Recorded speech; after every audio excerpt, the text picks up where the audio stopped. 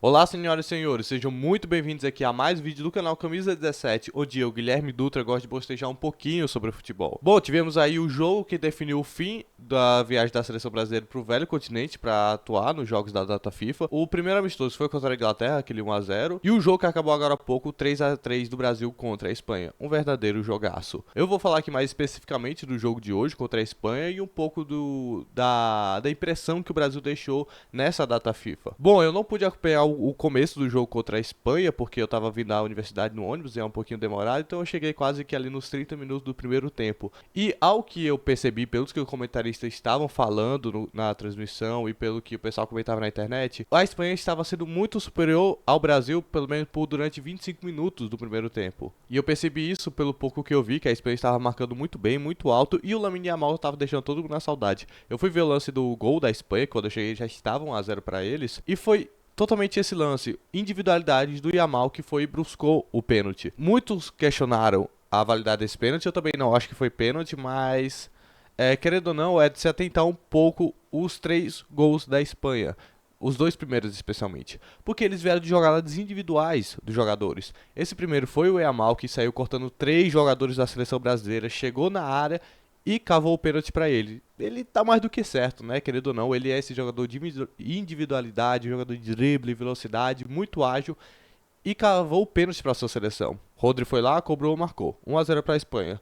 O 2-0 ele foi um lance de total individualidade e um golaço do Dani Olmo. Ele deu uma canetaça no Beraldo, cortou, se não me engano, o Bruno Guimarães e bateu no ângulo do goleiro Bento, marcando aí um golaço que veio de novo dessa individualidade do jogador, desse poder de drible. Ainda no final desse primeiro tempo, o Brasil teve uma melhora significativa, deixando o jogo de igual para igual, subiu as suas linhas de marcação, marcou melhor lá na frente e o Rodrigo aproveitou uma falha do goleiro espanhol e marcou um gol de cobertura, um baita de um gol. E o primeiro tempo ele foi marcado por isso, uma superioridade espanhola e um Brasil que demorou para se encontrar. Eu acho que o maior problema que o Brasil teve nesse jogo da Espanha foi achar que ele estava jogando contra a Inglaterra novamente. Isso é minha crítica, inclusive, ao Dorival Júnior. Ele repetiu a escalação, a linha de 4 formada pelo Wendel, Fabrício Bruno, Beraldo e o Danilo na direita, o meio-campo formado por João Gomes, Bruno Guimarães e Lucas Paquetá, o ataque formado por Rodrigo, Rafinha e Vinícius Júnior. Eu não acho errado essa escalação, eu achei muito boa. O problema é você ir a campo como foi contra a Inglaterra,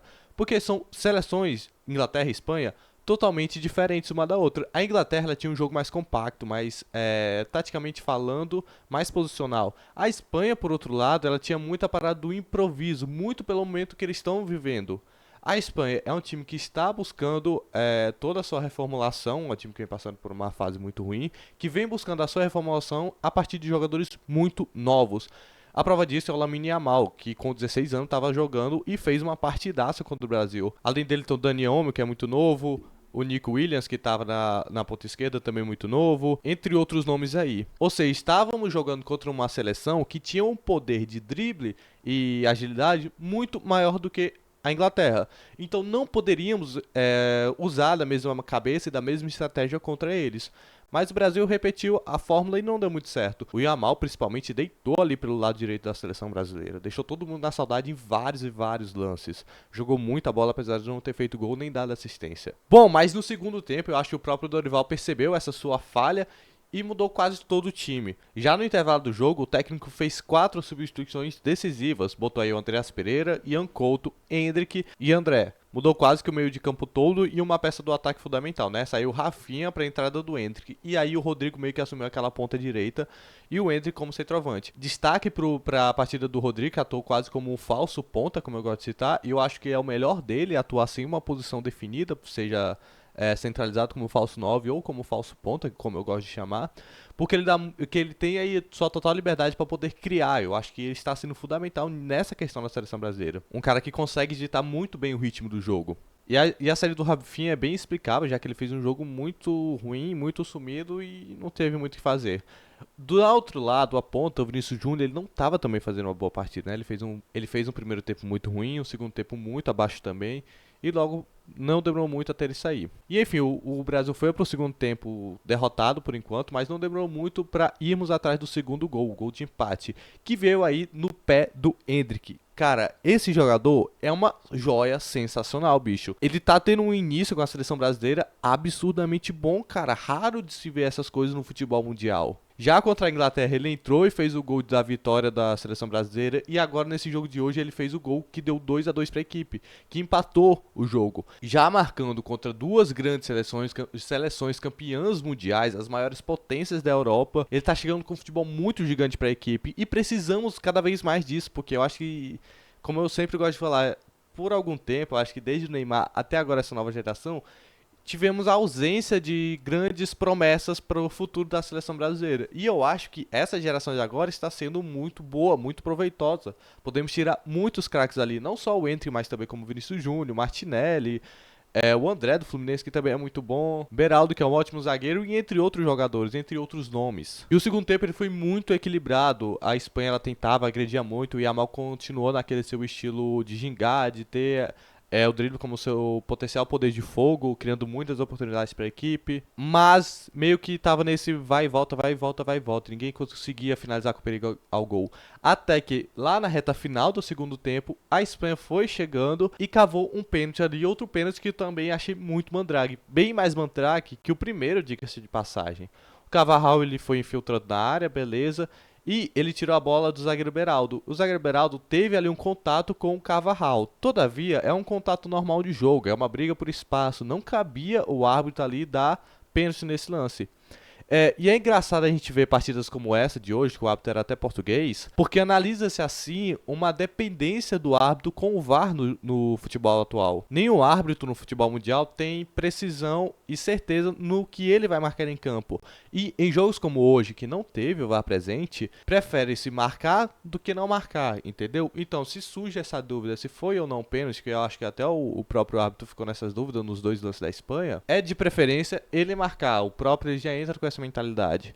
E assim a gente percebe como o VAR, nos dias de hoje, pelo menos, é totalmente indispensável. Eu acho que ele contribuiu muito, mas também traz seus malefícios, como essa super dependência. Bom, aí o Rodri de novo foi lá cobrar o pênalti, deu um canudo muito doido pro gol e o Bento não teve muito o que fazer. O Bento que fez uma boa partida, tá? Eu acho que falta mais segurança pra ele no sentido de agarrar mais a bola, dar menos rebote, porque teve chances perigosas pra Espanha, que resultou de rebote do Bento. Mas que mesmo assim, quando ele precisou-se de um goleiro para defender, ele estava lá presente, sabe? Então eu acho que a partida dele foi muito boa. Ele é um jovem goleiro, um muito bom goleiro que tem sim que ter mais passagem pela seleção. Ele tem pouco espaço, obviamente, porque temos dois goleiros a nível mundial no elenco, mas que ele deve ter sim o seu espaço. Bom, 3-2 para a Espanha, ao que tudo aparentava ia ficar por esse resultado mesmo, até que no final, já nos acréscimos, o Brasil acha um pênalti. O Carvajal prendeu seu pé no Endrick e o Endrick acabou caindo dentro da área. Eu também não acho que foi pênalti esse lance, tá? Apesar da perna do Carvajal ter realmente feito meio que ter prendido as pernas do Endrick e ele ter caído por causa disso, mas é um lance totalmente sem querer e o Endrick ele forçou a sua queda.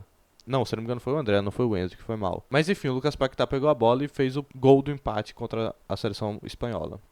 Bom, o jogo foi como um todo muito bom, principalmente pro Endrick, que deve ter entrado um êxtase muito grande, tendo em vista que ele marcou um golaço ali de voleio, que tá marcando já a sua passagem para ser um dos grandes nomes da seleção brasileira no futuro. E eu acho que essa data FIFA foi fundamental nesse sentido, de ter trazido à tona o Endrick como nosso futuro jogador. Toda essa aura que o Endrick está trazendo é muito importante para a equipe. Além, é claro, de algo que o Dorival vem fazendo, da rodagem para mais jogadores, né? Como, por exemplo, o Douglas Luiz, que entrou hoje, o Bruno Guimarães, o João Gomes, o André do Fluminense, que muito provavelmente vá para a Europa também, Beraldo, Bento e entre outros nomes. É importante termos uma rodagem maior de nomes, não estarmos presos a nomes apenas do futebol europeu. E vale citar que teve muitos outros nomes gigantes que não foram convocados, né? Seja por lesão, corte, né? Entre outros fatores. Como por exemplo o Gabriel Martinelli, que é um dos melhores atacantes do mundo atualmente. Mas no resumo da ópera, foram dois jogos difíceis, dois jogos muito complicados, mas que o Brasil teve ótimo desempenho. Eu citei que contra a Inglaterra nós não éramos favoritos, inclusive tínhamos chances maiores de perder. Não foi o que aconteceu, ganhamos, inclusive jogando muito mais bola que a Inglaterra. No segundo jogo eu destaquei que contra a Espanha éramos totalmente favoritos, tendo em vista que, pareado com o elenco e toda a trajetória, éramos melhores. E não foi o que aconteceu, foi um jogo muito de igual para igual, mas ainda puxado para pro lado da Espanha, que conseguiu ser superior em alguns momentos da partida, coisa que o Brasil não conseguiu. Mas enfim, olhando de um aspecto geral, eu gostei muito do Dorival nessa data FIFA, eu gostei da convocação dele, eu gostei de como ele pôs os jogadores dentro de campo. Espero muito que ele se mantenha até a Copa do Mundo de 2026, espero também que ele consiga bons resultados nessa Copa América e no final do ano com os jogos das eliminatórias da Copa, que estamos numa situação precária. E eu confio totalmente no seu trabalho. Eu confio também que jogadores que não conseguiram bom desempenho, né, como o Vinícius Júnior, que cobra-se muito dele, tem visto o futebol que ele joga no Real Madrid e o que ele desempenha na seleção brasileira. Mas basicamente é isso. Foi bons jogos. Esse de hoje foi um jogaço. Esperamos mais disso da seleção brasileira, mais vontade de estar representando a seleção brasileira por parte dos jogadores. E é um espírito que eu vejo sim o Dorival conseguindo bastante êxito em treinar os seus jogadores. Mas enfim, rapaziada, o vídeo foi esse. Eu espero que você tenha gostado. Se você gostou, por favor, curta, comenta, compartilhe e faça o que mais você quiser com o meu conteúdo. É isso, muito obrigado a você que assistiu até aqui e valeu!